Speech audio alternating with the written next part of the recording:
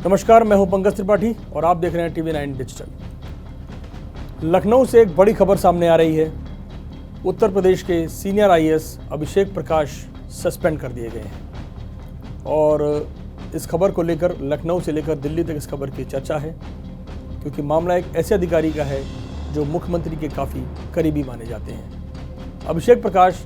2006 batch के IAS अधिकारी हैं। नागालैंड उनका कैडर था, लेकिन शादी की वजह से उनका कैडर बदलकर यूपी कर दिया गया था। उनकी पत्नी अदिति सिंह रही हैं और 2009 बैच की वो भी IAS अधिकारी हैं। अब दोनों अलग हो चुके हैं। खबर आपको ये बतानी है कि अभिषेक प्रकाश एक ऐसे अधिकारी हैं जिनका नाता दो तरह से रहा है। एक तो सत्ता के वो करीबी रहे हैं और दूसरा वो विवादों में भी, बहुत पहले से विवादों में वो रहे हैं। लखनऊ के DM भी रह चुके हैं और इस बीच जब योगी सरकार का पहला रिजिम था उसमें माना जा रहा था कि अभिषेक प्रकाश काफ़ी पावरफुल IAS अफसरों में से हैं। योगी की जो बहुत क्लोज टीम है और कोविड तक में जो इनकी एक टीम 11 कही जाती थी, उसमें भी अभिषेक प्रकाश ने कई महत्वपूर्ण जो जिम्मेदारियां थी वो उनको दी गई थी। तो IAS अभिषेक प्रकाश के सस्पेंशन की कहानी ये है कि उन्हें रिश्वत के एक मामले में सस्पेंड किया गया है। वो इस समय यूपी इन्वेस्टर मीट एक ऐसा योगी सरकार का प्रोजेक्ट था जिसमें कि यूपी में जितने भी इन्वेस्टमेंट हो रहे थे, उत्तर प्रदेश को 1 ट्रिलियन इकॉनमी बनाने के लिए जो सबसे बड़ी जिम्मेदारी थी, कह सकते हैं कि वो अभिषेक प्रकाश पर थी कि उत्तर प्रदेश में जो भी व्यापारी देश भर से, देश दुनिया से जहाँ से भी जो इन्वेस्ट करना चाहते हैं यूपी में, उन्हें उसमें एक सिंगल विंडो एक सॉल्यूशन देकर उन व्यापारियों को, उन उद्योगपतियों को यूपी में इन्वेस्ट करने के लिए प्रेरित करना था। लेकिन खबर है कि एक सोलर प्लांट की यूनिट को लेकर एक बड़े व्यापारी, एक बड़े उद्यमी जो थे, वो लगातार कोशिशें कर रहे थे, लेकिन उनकी कोशिशें कामयाब नहीं हुई। और जब फाइनली जब मामला एक योगी जी की जो कोर टीम तक पहुंचा, उसके बाद फिर मामला मुख्यमंत्री के संज्ञान में लाया गया कि इस पूरे मामले में रिश्वत की डिमांड की जा रही है, कमीशन की डिमांड की जा रही है। और हम आपको बता दें कि IAS अभिषेक प्रकाश ऐसे IAS अधिकारी हैं जो लखनऊ में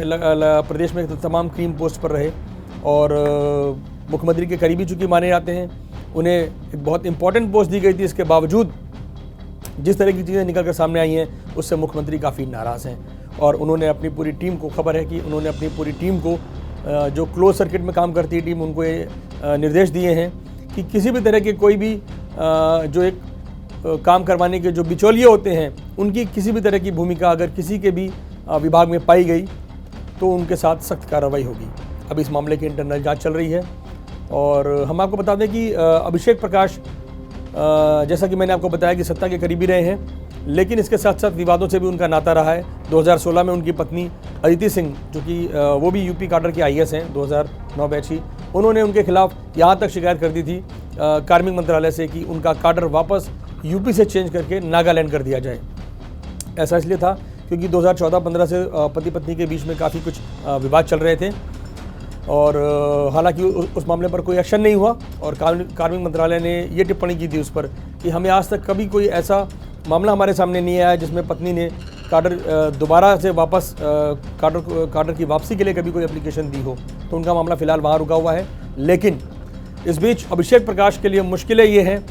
कि वो एक ऐसे मामले में सस्पेंड हुए हैं और ऐसी जगह से सस्पेंड हुए हैं। मुझे लगता है कि योगी सरकार के कल तक जो बहुत करीबी माने जाते थे, आज जिस तरह से उनके खिलाफ कार्रवाई हुई है, मुझे लगता है कि अभिषेक प्रकाश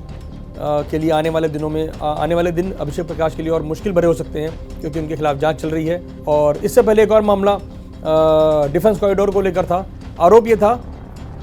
कि इस मामले में अभिषेक प्रकाश ने जिस गांव में, जहां पर ज़मीन जो डिफेंस कॉरिडोर के लिए जो ज़मीन अलॉट की जानी थी या जो ज़मीन चिन्हित की जानी थी, उसके बारे में चूँकि DM को पता ही होता है, LDA वालों को पता होता है, तो इन्होंने अपने प्रभाव का, अपने अधिकार का इस्तेमाल करते हुए वहाँ कुछ अपने लोगों को सक्रिय कर दिया। ऐसा आरोप है कि वहाँ कुछ भूमाफिया ऐसे या लैंड बैंक बनाने वाले लोग सक्रिय हो गए, जिन्होंने वहाँ की ज़मीनों को उसमें नियम में बदलाव करके, और नियम में बदलाव में भी इनकी भूमिका बताई जाती है। ऐसा आरोप है कि उनकी भूमिका है नियम के बदलाव में, ज़मीन के खरीद फरोख्त में। उसके बाद इन्होंने अपने लोगों को नियम बदलवा कर ज़मीनें खरीदवा दी और उसके बाद फिर वो ज़मीनें अल्टीमेटली वो अभिषेक प्रकाश के के करीबी लोगों को ही मिली। तो इस वाले मामले में भी उनके खिलाफ कार्रवाई लंबित है और ये मामला भी अभिषेक प्रकाश के साथ जुड़ा हुआ है। तो अभिषेक प्रकाश जो जिनका सत्ता के करीबी भी रहे और विवादों से उनका नाता भी रहा है, एक बार अब इस बार वो एक बड़ी मुश्किल में फंसते हुए नज़र आ रहे हैं और मुझे लगता है कि भविष्य में शायद अभिषेक प्रकाश के खिलाफ अगर ये जांच आगे बढ़ती है तो मुझे लगता है इसके दूरगामी परिणाम होंगे अभिषेक प्रकाश के लिए आगे उनके सर्विस में, और हो सकता है उनके काडर को लेकर भी सरकार कोई फैसला लेने पर मजबूर हो जाए।